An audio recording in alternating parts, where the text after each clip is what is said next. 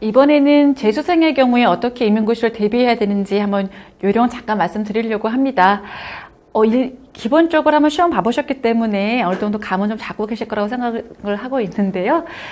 잠깐 말씀을 드리자면은 재수생들의 경우도 사실은 굉장히 다양할 수 있을 것 같아요. 그냥 나는 한번 시험 봐보는 거야 라고 해서 시험은 봤을 뿐이지 아직은 많이 공부해야 될 양들이 있으신 재수생이 첫 번째 있을 수가 있고요. 두 번째는 여러 해 동안 공부를 했는데 나는 꼭 붙을 수 있을 것 같았는데 왜 안 붙었을까 하면서 어느 정도 좀 힘이 빠져 있을 수 있는 그런 재수생이 또 있을 수가 있어요. 그래도 마지막 재수생의 경우는 나는 1차까지는 붙었어요. 그런데 2차에 가서 잘 안 됐다든지 하는 그런 재수생들이 있을 수가 있거든요. 한 3가지 정도 부류로 나눠서 볼 수 있을 것 같은데 일단 첫 번째 경우라고 했을 경우에는 일단 다시 공부를 새로운 마음으로 하시는 게 중요할 수 있습니다.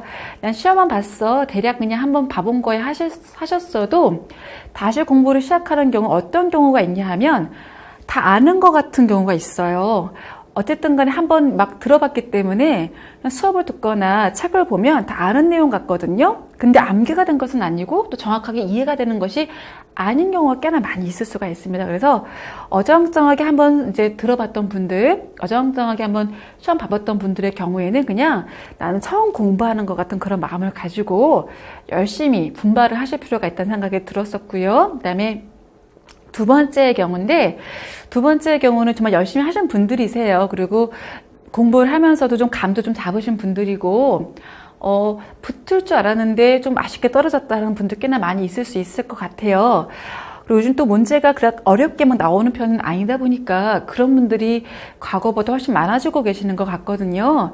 근데 그런 경우는 제가 일단 첫 번째 권유하고 싶은 것은 복기를 다시 한번 꼭 해보셨으면 좋겠습니다. 그러니까 답안을 어떻게 썼는지 다시 한번 차근차근히 써보시면서 주변 합격자 친구들이라든지 좀 조언을 구하실 수 있는 분들이 만약 계시다 그런다면은 한번 좀 부탁을 해보시는 것도 좋을 것 같아요. 내가 썼던 답안이 왜 마이너스가 됐을까?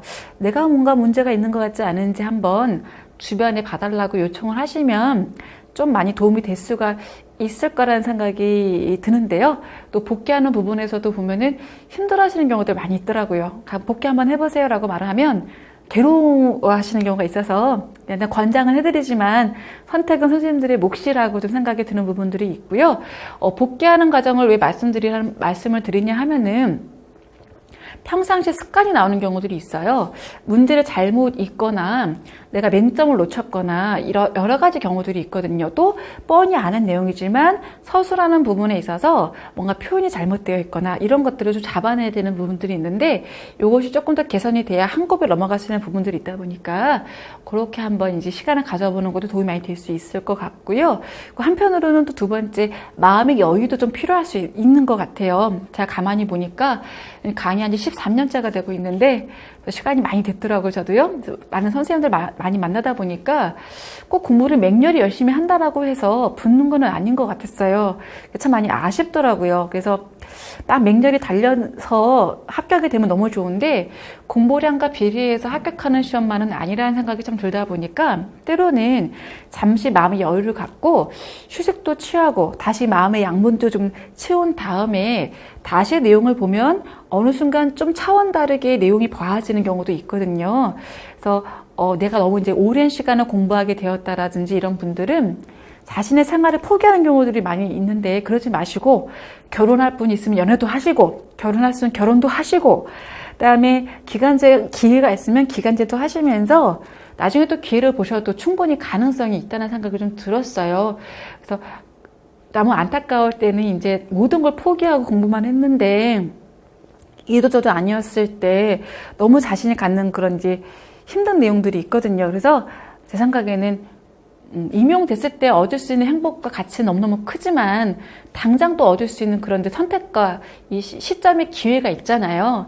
그것을 놓치지 마시고 좋은 기회가 있으면 꼭 취하시면서 임용 공부도 같이 하셨으면 좋겠다라는 좀 권유를 드리고 싶습니다. 공부가 보니까 조금 뭐라 그럴까, 공부량도 중요하고요. 그리고 감을 잡는 것도 되게 중요할 수 있으세요. 감이 좀 안 오시는 분들은 또 면담이라든지 이런 거 요청하시면 이제 면담해 드릴 수 있으니까 조금 더 이 차원이 달라져야 되는 부분에 대해서는 그런 부분도 여러 가지 각가지의 좀 다양한 방법들을 취할 수 있다고 말씀을 드릴게요. 자, 마지막 케이스입니다. 나는 1차까지는 통과했었다. 2차에서 약간 문제가 돼서 다시 공부를 꼭 해야겠다라는 분들이 있을 수가 있는데요. 어떻게 보면은요, 1차를 통과하고 다시 또 재도전을 하는 게 쉬울 것 같잖아요. 근데 그렇지 않은 경우를 많이 봤습니다.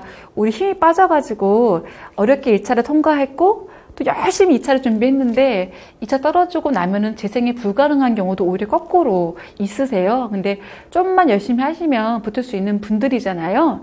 만약에 내가 다시 또 하고 싶다라는 생각이 들었을 때에는 감이 있으신 분들이기 때문에 조금만 열정만 더 갖고 또 희망적이고 긍정적인 마음을 갖고 계시면은 분발해서 충분히 성취도를 좀 가질 수 있는 그런 부분이 있다라고 생각이 드는데, 만약에 실연이나 면접에서 중요한 부분에 내가 좀 놓치고 간 것이 없는지는 미리 좀 확인을 하시고, 주변에 합격자 친구분들 계시면 마찬가지로 자신의 지도안이나 실현하는 모습들 이런 것들도 한번 점검해 보시면서 다시 1차를 통과하고 2차를 갔을 때 똑같은 문제에 복면하지 마시고 미리 초반에 그런 문제들을 잡고 가시면 훨씬 자신감이 좀 생기시지 않을까라는 생각이 들었습니다.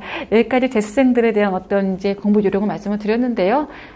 제 말이 진리는 아닙니다. 그냥 참고로 이제 도움이 되실까 싶어서 말씀을 드리는 부분들이 있으니까 참고로 하시길 바라겠고요. 그리고 카페에도 보면은 많은 선생님들이 이제 합격자 수기 같은 것들을 많이 올리세요.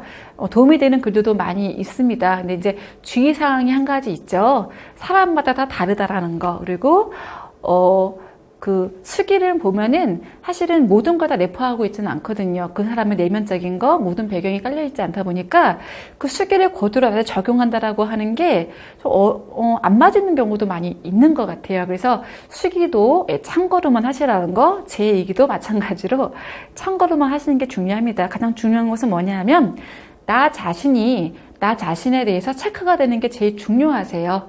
나의 지점이 어디까지 와 있는지, 내가 어느 부분에 부족한지를 나 스스로 제대로 확인할 수 있는 부분이 가장 중요하다고 할 수가 있겠고요. 사실 거기서부터 자신감이 생기고 다시 재기할 수 있는 힘이 생긴다라고도 보여집니다.